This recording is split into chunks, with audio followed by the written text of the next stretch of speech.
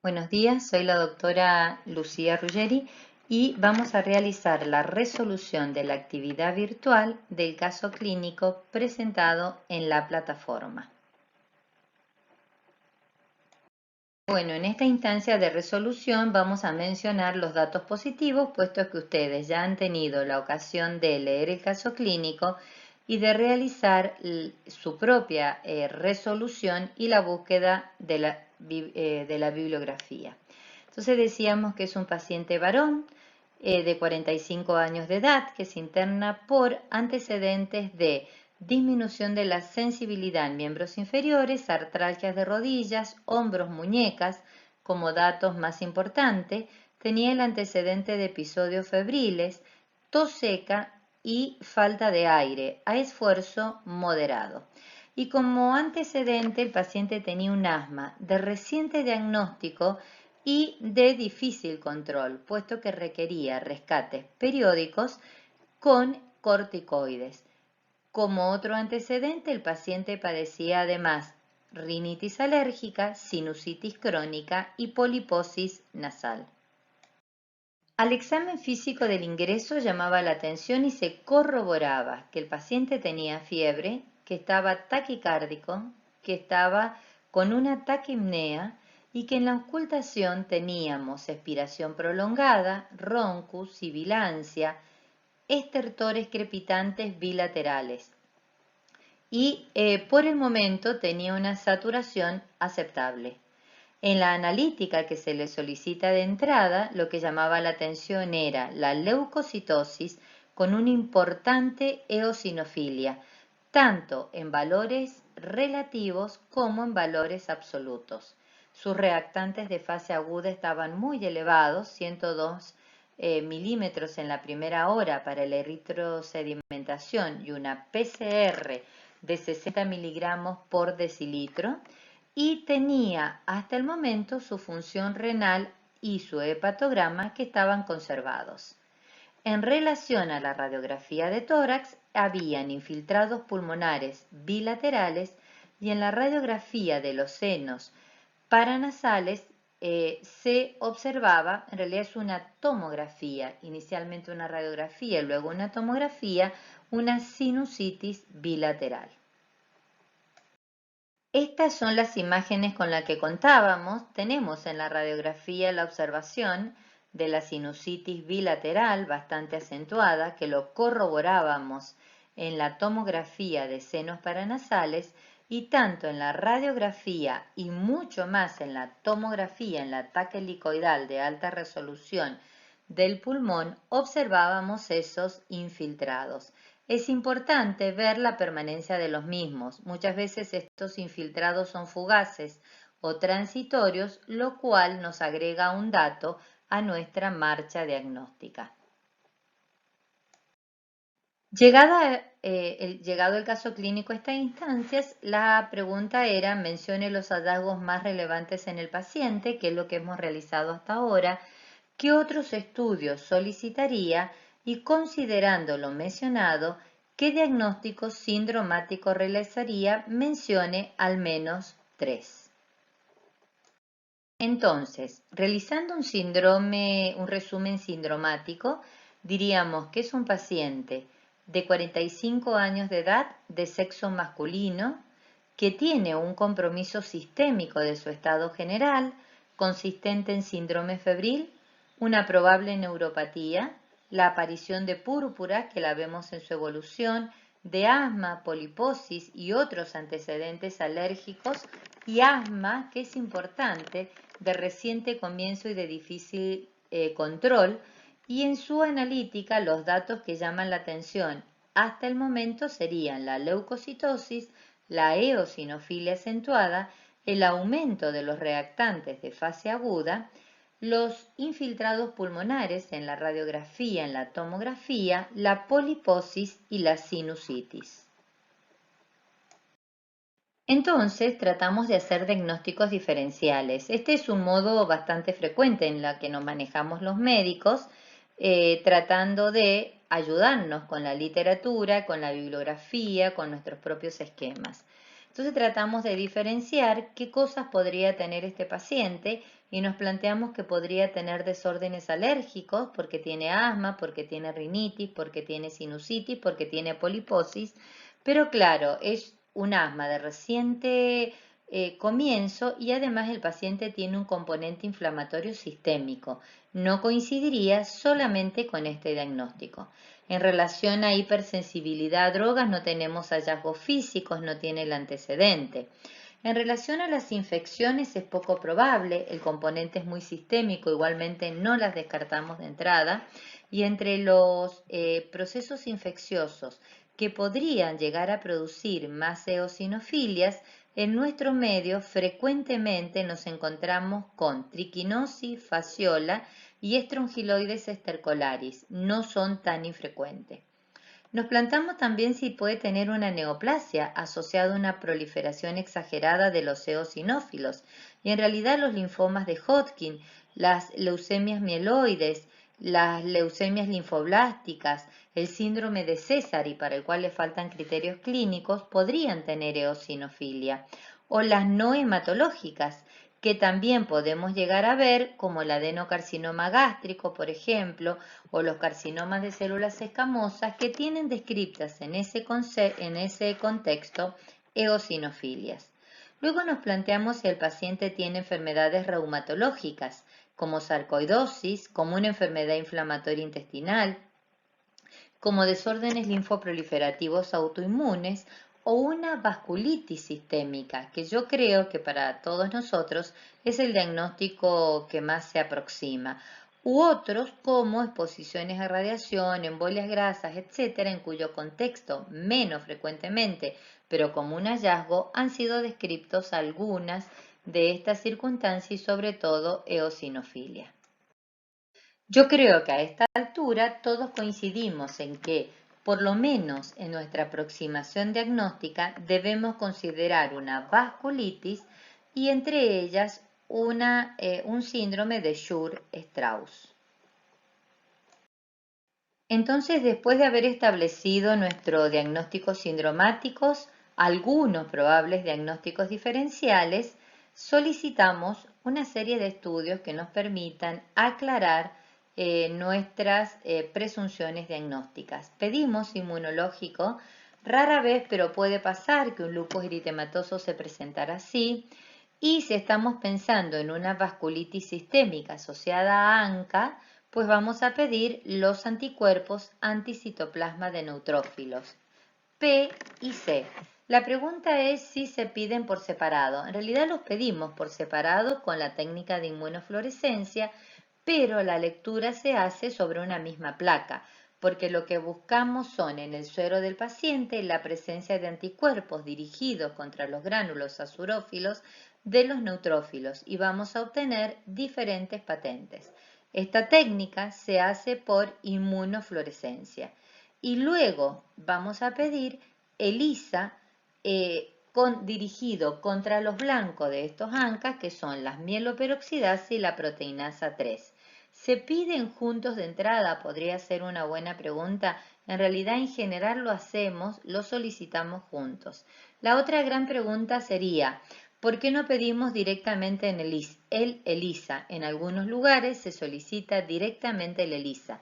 En nuestro medio se sigue pidiendo el ANCA-P y el ANCA-C. Si es un paciente que lo tenemos internado, si nos da negativo, no pasamos al ELISA porque siempre optimizamos recursos y si nos da positivo, pedimos el ELISA. Pedimos un parasitológico de materia fecal y si queremos buscar algunos en especial como estrongiloides estercolaris, tenemos que solicitarlo. Vamos a pedir una fibrobroncoscopía, un lavado bronquioalveolario y una biopsia transbronquial por los infiltrados que el paciente tiene. Vamos a pedir un electrocardiograma y un ecocardiograma, el paciente está taquicárdico y vamos a completar la función renal, que es muy importante en este contexto. A su vez el paciente sigue internado, persiste febril, disneico, taquicárdico y se le agregan lesiones purpúricas en miembros inferiores, dolor abdominal, náuseas y vómitos. Se constata hipertensión y en un ecocardiograma muestra dilatación de cavidades y en el electrocardiograma hallazgos compatibles con miocarditis.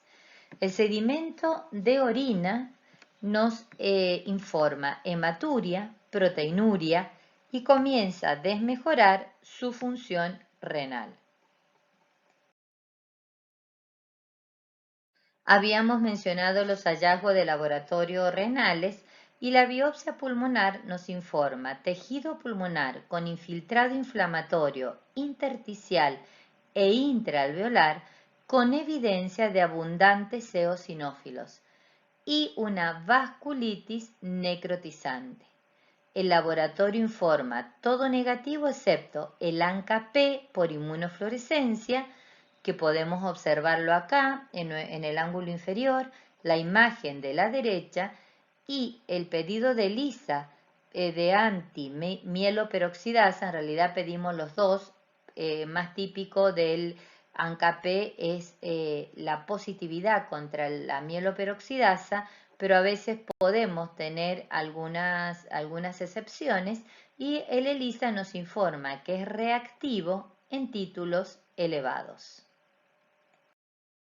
Por lo tanto, con un paciente con estas características, con un compromiso sistémico y de órganos, pulmón, riñón, neuropatía periférica, lesiones purpúricas, hallazgos en el hemograma, compromiso miocárdico, decidimos iniciar tratamiento con nuestra sospecha diagnóstica por lo menos de una vasculitis sistémica asociada a ANCA con compromiso de vasos de pequeño y mediano calibre.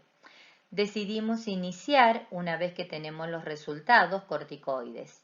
¿Qué dosis le vamos a dar? Como tiene compromisos de órgano, sistema e inclusive, me atrevo a decir, de vida, iniciamos pulsos de metilprednisolona, que pueden ser entre 500 y 1000 miligramos por vía intravenosa por 5 días. ¿Qué hacemos luego de eso? Mantenemos dosis inmunosupresoras de 1 miligramo kilo día. Esto ya lo habíamos comentado, que en realidad cuando nos referimos a corticoides, hablamos a corticoides de vida media e intermedia, teniendo en cuenta que el que viene para pulsos es la metilprednisolona. Posteriormente podemos o no pasar a la vía oral o mantenerlos por la vía intravenosa. El paciente responde favorablemente. ¿Cuánto tiempo mantenemos esta dosis de corticoides? En consenso general entre 21 a 30 días. Y luego, si la respuesta es favorable, vamos a iniciar un descenso de 0,5 a 10 miligramos por semana. Recordemos que llevamos más de 10 días y por lo tanto tenemos inhibido el eje hipotálamo hipófiso adrenal y el descenso debe ser lento. El paciente responde favorablemente. Entonces, programamos inmunosupresores. ¿Para qué? En primer lugar, porque van a contribuir al control de la enfermedad y en segundo lugar, porque nos permiten el descenso de las dosis de corticoides que traen eventos adversos. Y además porque hay muchos trabajos publicados que demuestran que la asociación del efecto inmunosupresor y antiinflamatorio de los corticoides con inmunosupresores en general mejora la evolución de los pacientes, mejora su remisión o nos permite intentar una remisión de la enfermedad y luego mantenimiento y mejora notablemente el pronóstico.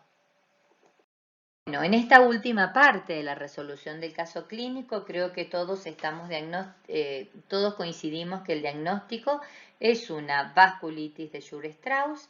Lo que esperábamos encontrar en los análisis los hemos revelado. La dosis de corticoide y el tratamiento sugerido ya lo hemos propuesto y puesto en marcha.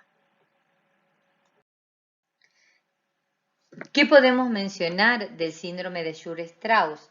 Podemos mencionar que es conocido también con el nombre de granulomatosis alérgica, que es una vasculitis necrotizante sistémica que afecta vasos de pequeño calibre y en menor proporción de mediano calibre.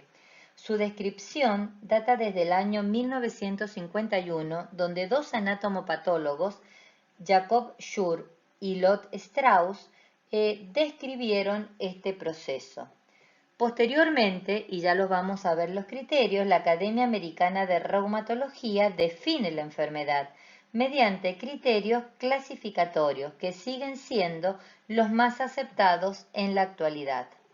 De este modo, para hacer un diagnóstico de Schur-Strauss, veremos que tenemos que contar con una valoración clínica muy minuciosa, la analítica, las pruebas de imágenes, la histopatología y la exclusión de otras enfermedades, porque los criterios propuestos por la Academia Americana de Reumatología, donde 4 de 6 deberían estar presentes para hacer diagnóstico, confieren una sensibilidad del 85% y una especificidad del 99%. No obstante, en aquellos pacientes que se presentan en forma incompleta, ocasionalmente hasta el 39-40% pueden quedar sin diagnóstico y muchas veces hacemos el diagnóstico en el tiempo. Entre los criterios clínicos, no de la ACR, pero que nos hacen sospechar que el paciente podría tener un Schur-Strauss, tenemos el asma, una historia de dificultad respiratoria o sibilancias respiratorias difusas. Generalmente es un asma de reciente comienzo, no desde la infancia, y de difícil control. La eosinofilia, que es un criterio muy importante, mayor al 10% del conteo diferencial de los glóbulos blancos, la presencia de mono o polineuropatías, distribución en guante o en bota o no, que atribuible a vasculitis sistémica, la presencia de infiltrados pulmonares migratorios con alta frecuencia, que pueden ser transitorios, en general no son fijos y son muy compatibles con vasculitis, las anomalías en los senos paranasales, la presencia de dolor, la opacificación y los hallazgos en las imágenes y la presencia de eosinófilos extravasculares. Por lo tanto, es importante realizar las biopsias tanto pulmonares y las biopsias vasculares de arterias, arteriolas o vénulas que muestran los acúmulos de eosinófilos en áreas extravasculares, que muchas veces es el único elemento diagnóstico con el que contamos y es de gran ayuda. Por ejemplo, en este paciente no fue necesaria su realización. Por lo tanto, en un paciente con estas características no nos podemos quedar, aunque el paciente tenga asma, aunque tenga sus antecedentes de sinusitis, de rinitis, que tiene simplemente una enfermedad respiratoria, es decir, todo el cuadro nos hacía pensar en un componente sistémico. Entonces, entre otros hallazgos, fiebre, decaimiento, pérdida de peso, puede tener compromiso articular y muscular, presencia de rash, puede tener compromiso abdominal inclusive, con hemorragias digestivas, compromiso cardíaco, el compromiso pulmonar, el síndrome sistémico generalizado y el hallazgo por diferentes métodos de los granulomas necrotizantes y los infiltrados eosinofílicos.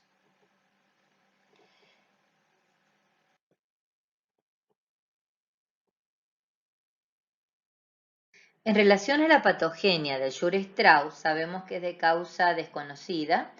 Existe una asociación con HLA-DRB4, pero la agregación familiar no es frecuente y existiría un alergeno. Frecuentemente procesos infecciosos se han puesto también en evidencia algunos otros factores tóxicos asociados a ciertas actividades, a micropartículas, que se comportarían como un alergeno que sería presentado por las células presentadoras de antígeno en el contexto de un HLA que sería facilitador y que desencadenaría una respuesta de linfocitos T CD4 colaboradora. Estos linfocitos T liberarían interleuquina 2, que actuaría como autocrina, favoreciendo la expansión de esta población de linfocitos T. Y montarían respuestas de linfocitos T colaboradoras con síntesis y producción, especialmente de citoquinas de respuestas T helper 2, pero no únicamente T helper 2, porque también han sido observadas respuestas tipo T helper 1. En este contexto, los linfocitos T producirían citoquinas como interleuquina 4, interleuquina 13, que actuarían sobre las células plasmáticas, produciendo la diferenciación de las mismas y llevando a la producción de autoanticuerpos, que serían anticuerpos ANCA, en este caso más frecuentemente P-ANCA, que producirían vasculitis. Por otro lado, la presencia de citoquinas de tipo T helper 2, como interleuquina 4, interleuquina 13 y fundamentalmente interleuquina 5, ejercería un efecto sobre los eosinófilos. Este efecto se vería evidenciado por el aumento de la sobrevida de los eosinófilos, actuando sobre la vía Fas ligando, disminuyendo su apoptosis, incrementando la producción y la liberación de los contenidos como la proteína básica mayor, la proteína catiónica responsable del daño tisular, y además las células endoteliales participarían aumentando moléculas como la eotaxina E3 que serían quimioatrayentes para los eosinófilos hacia los sitios de inflamación. Las respuestas de T helper 1 también estarían participando, produciendo granulomatosis o inflamación granulomatosa en los órganos comprometidos. Entonces, habíamos mencionado que esta respuesta colaboradora T helper 2 produciría, por un lado, la diferenciación de células plasmáticas que llevarían a la producción de IgE, dato que en este paciente no se menciona, pero que es frecuente su hallazgo, y a la producción de anticuerpos dirigido contra los gránulos azurófilos de los neutrófilos, que produciría la activación de los mismos con la liberación de sus contenidos y de metabolitos reactivos de oxígeno, que también serían responsables, junto con la inflamación granulomatosa y la activación de los eosinófilos, de la producción del daño tisular. Entonces, y para finalizar, completar con los criterios diagnósticos del Colegio Americano de Reumatología, que datan del año 1990, con una sensibilidad del 85% y una especificidad del 99,7%. Consistente en historias de asma, aclarar que es un asma reciente de difícil control, eosinofilia superior al 10%, la presencia de neuropatía, mononeuropatía o polineuropatía, infiltrados pulmonares migratorios o transitorios, sinusitis aguda o crónica y extravasación de eosinófilos o vasculitis eosinofílicas en la biopsia. Y el hallazgo altamente sospechoso, que no dice acá, pero que está contenida en este punto 6, de las primeras descripciones realizadas por Schur y Strauss. Infiltrado tisular eosinofílico, formación de granulomas y vasculitis necrotizante que afecta vasos de pequeño y mediano calibre. 4 de estos 6 criterios constituyen alta sospecha de enfermedad o vasculitis asociada a ANCA, puntualmente Schur-Strauss. Muchas gracias por su atención, quedo a disponibilidad de ustedes, igualmente que el resto del equipo docente, y espero que lo hayan disfrutado. Estamos en contacto.